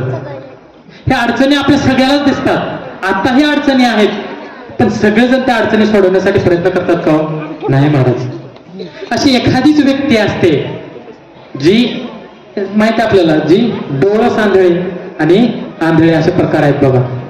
आंधळे काय, ज्याला डोळेच नाही, ज्याला दिसतच नाही. आणि डोळं सांधळे काय, ज्याला दिसतं पण कळत नाही. की आपली सगळी आपण जे मंडळी आहेत ना, आपण डोळस आंधळे आहेत महाराज. पण जी डोळस, जी खरंच दृष्टी असणारी एखादीच व्यक्ती असते, जिला ती समोरची गोष्ट दिसते आणि ती दिसल्यानंतर ती कळते आणि ती दूर करण्यासाठी तो व्यक्ती धडपड करतो, अशी एखादीच व्यक्ती असते. आणि अशी एखादी व्यक्ती महाराज जन्माला येत नसते, ती जन्माला घातली जाते. या परिसरामध्ये, या आपल्या या भागामध्ये असणाऱ्या अडचणी त्या भगवंताने पाहिल्या.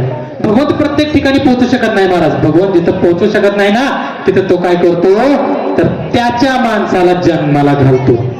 आणि इथं काय केलंय, आमच्या गुरुजींना भगवंतानं जन्माला घातलंय. आणि या जन्मामध्ये येऊन गुरुजींनी काय केलं, तर तुमच्या आमच्या सगळ्यांच्या फक्त तात्पुरत्या नाही तर संपूर्ण आयुष्यभराच्या नव्हे तर पुढच्या पिढीच्या सुद्धा अडचणी काय केल्या हो, दूर केल्या. त्यांच्या आयुष्यातील सगळ्या गोष्टी सगळ्यांना माहित आहेत. पवनचक्की कशा उभ्या केल्या, प्रगत शेती कशी केली, या सगळ्या गोष्टी सांगत बसण्याची गरज आहे असं मला वाटत नाही. ते चरित्र सगळ्यांना माहिती आहे महाराज. पण विचार करा, ज्या काळामध्ये दुसरं महायुद्ध सुरू होतं, बरोबर, 1943 ची स्थापना आहे बरोबर आपल्या संस्थेची. ज्या काळामध्ये दुसरं महायुद्ध चालू होतं, ज्या वेळेस संपूर्ण जग युद्धाच्या त्या सावलीखाली होतं, त्या वेळेस काय केले गुरुजींनी, तर ह्या वटवृक्षाची लावण केली. हे रोपट त्यावेळेस लावलंय महाराज. त्यावेळेस आता सारख्या सोयी सुविधा नव्हत्या. त्या काळात सुद्धा हे रोपट लावावं आणि त्याचा वटवृक्ष करावा, इतकी ताकद पुन्हा गुरुजींमध्ये होती. फक्त वटवृक्ष लावून थांबले नाहीत गुरुजी, तर त्या वटवृक्षाची सावली संपूर्ण परिसरामध्ये कशी पोहोचली जाईल ते सुद्धा काम आमच्या गुरुजींनी केलेलं आहे. आणि जो आमच्या गुरुजींनी हा वटवृक्ष निर्माण केला, उभा केला, त्या वटवृक्षाच्या आता पारंब्य फुटून तो महावृक्ष झालाय. आणि आमच्या गुरुजींचाच आदर्श घेऊन तो महावृक्ष होण्यासाठी धडपड करणारी ही आमची संचालक मंडळी. आणि यांच्या या अथक परिश्रमामुळे काय झालंय, तर आमची ही श्री शिवाजी शिक्षण प्रसारक मंडळ ही संस्था आज इथवर आलेली आहे महाराज. आमच्या तुकोबरायांनी सांगितलं की याल तरी यारे लागे अवघे माझ्या मागे मागे. आणि असं सगळ्यांना बोलवून घेऊन काय होतं, तर अभंगाच्या दुसऱ्या चरणामध्ये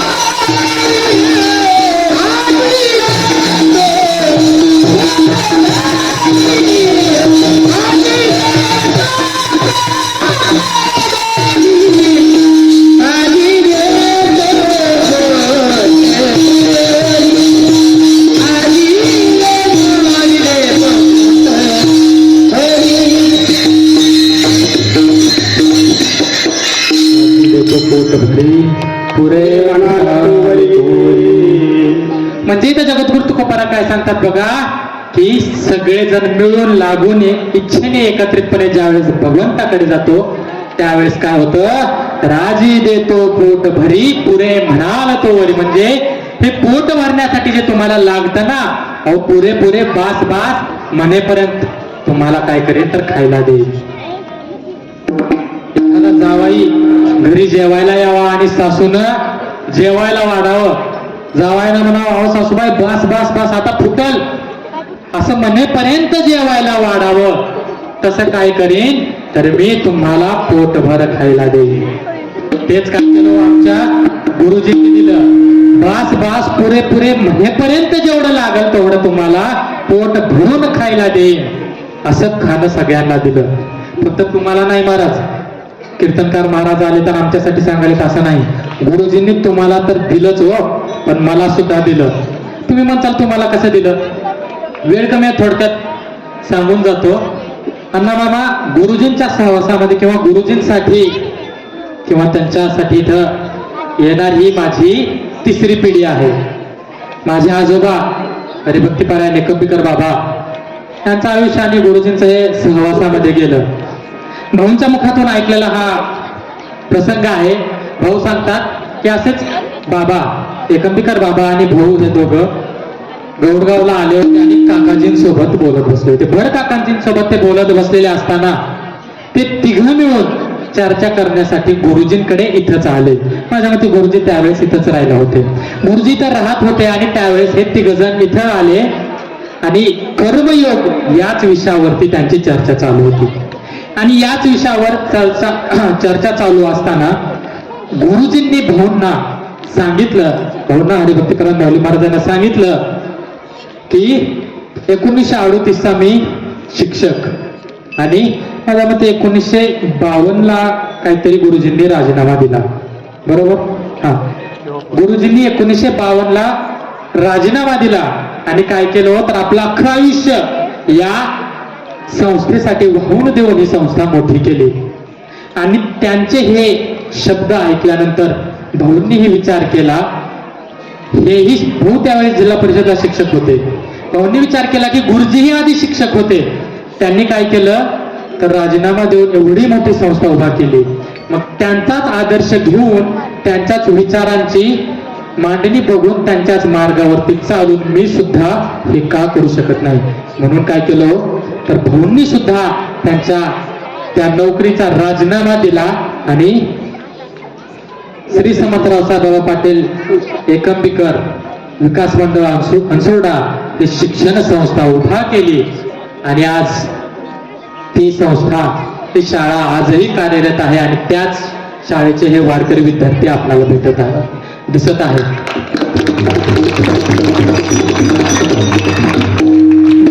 गुरुजींनी फक्त तुम्हा सगळ्यांना या गोडगाव वासियांना नाही दिलं महाराज, त्यांनी मलाही दिलंय.